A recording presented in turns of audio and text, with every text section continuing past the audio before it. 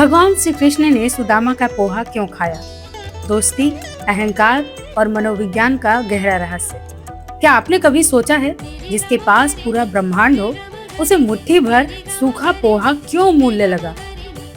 क्यों द्वारिका का सम्राट भगवान श्री कृष्ण अपने गरीब मित्र सुदामा के लाए टूटे फूटे चिवड़े को खाते हुए भावुक हो गए? क्या यह सिर्फ भक्ति कथा है या फिर इंसानी मन, दोस्ती, शर्म, अहंकार और प्रेम की सबसे बड़ी मनोवैज्ञानिक सीख?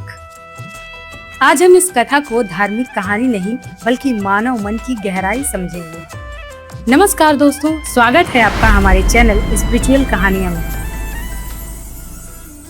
आज हम बात करेंगे उस क्षण की जब सुदामा फटे कपड़ों में खाली हाथ द्वारका पहुंचे और श्री कृष्ण सिंहासन छोड़कर नंगे पैर दौड़ पड़े। यह सिर्फ मित्र मिलन नहीं था, ये स्टेटस के अहंकार पर प्रेम की जीत थी।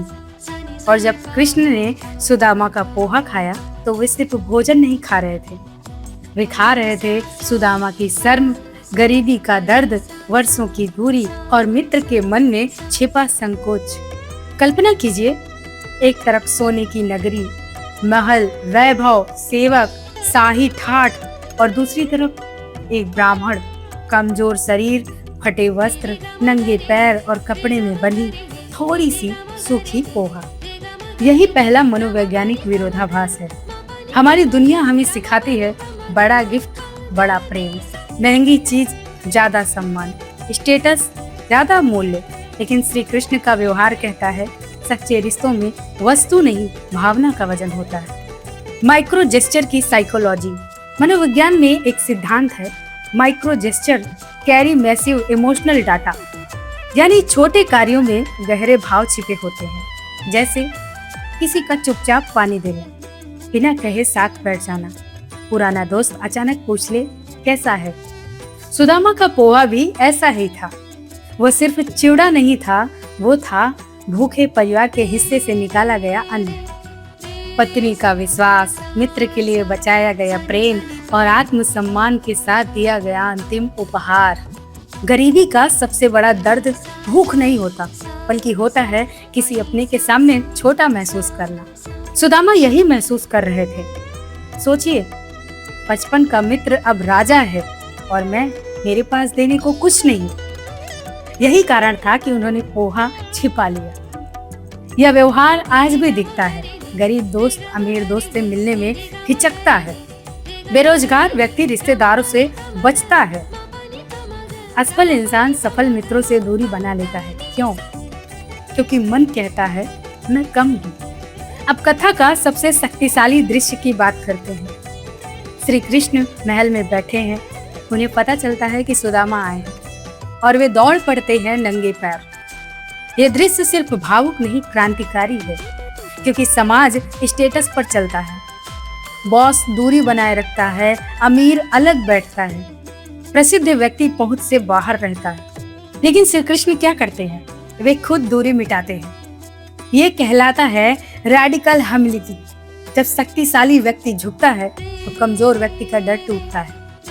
यही कारण है कि महान नेताओं, संतों और असली मित्रों के पास लोग सुरक्षित महसूस करते हैं। दोस्तों, हम बात करते हैं फिजियोलॉजिकल सेफ्टी क्या है।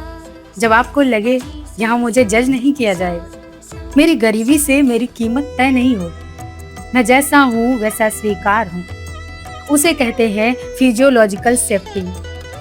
कृष्ण ने सुदामा को यही दिया। अब सवाल ये है कि श्री कृष्ण ने पोहा क्यों खाया?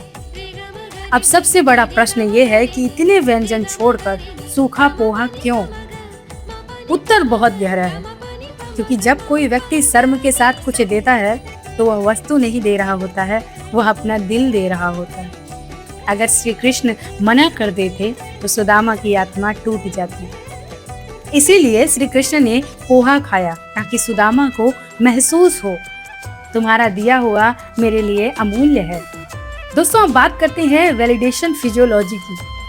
हर इंसान चाहता है मुझे देखा जाए, मुझे स्वीकार किया जाए, मेरे प्रेम को पहचाना जाए।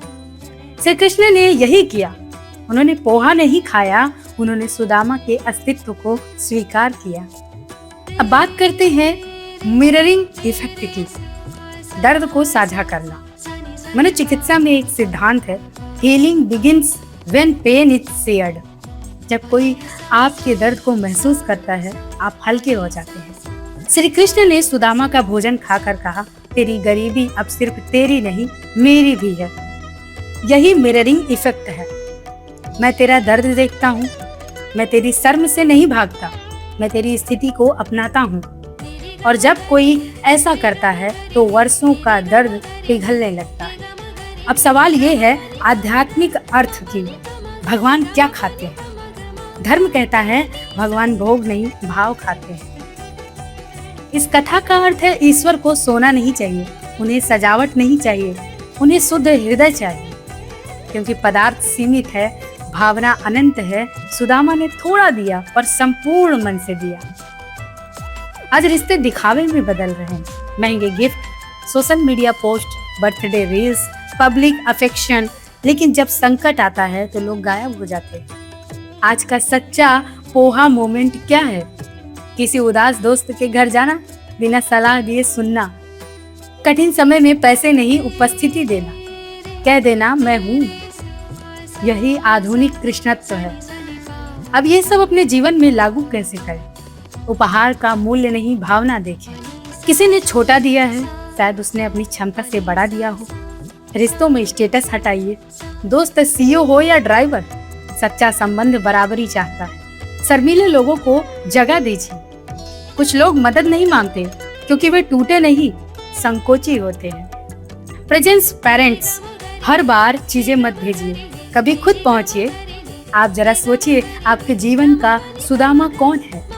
थोड़ा रुकिए और सोचिए, कौन है आपके जीवन में जो चुप है, दूर हो गया है, मदद नहीं मांगता लेकिन भीतर से टूट रहा है। शायद उसे पैसों से ज्यादा आपकी उपस्थिति चाहिए। उसे एक कॉल कीजिए, एक संदेश भेजिए या जाकर मिलिए, क्योंकि कभी कभी एक छोटा सा पोहा मोमेंट किसी की जिंदगी बदल देता है। भगवान श्री कृष्ण ने सुदामा का पोहा खाकर सिखाया, सच्चा प्रेम बराबरी देता है, सच्ची दोस्ती शर्म मिटाती है और सच्चा ईश्वर दिल का सम्मान करता है। अगर आपको यह गहरी मनोवैज्ञानिक व्याख्या पसंद आई हो तो वीडियो को लाइक करें, शेयर करें और हमारे चैनल स्पिरिचुअल कहानियां को जरूर सब्सक्राइब करें। कमेंट में लिखिए, क्या आपके जीवन में भी कोई सुदामा है? मिलते हैं अगले वीडियो में। जय श्री कृष्णा।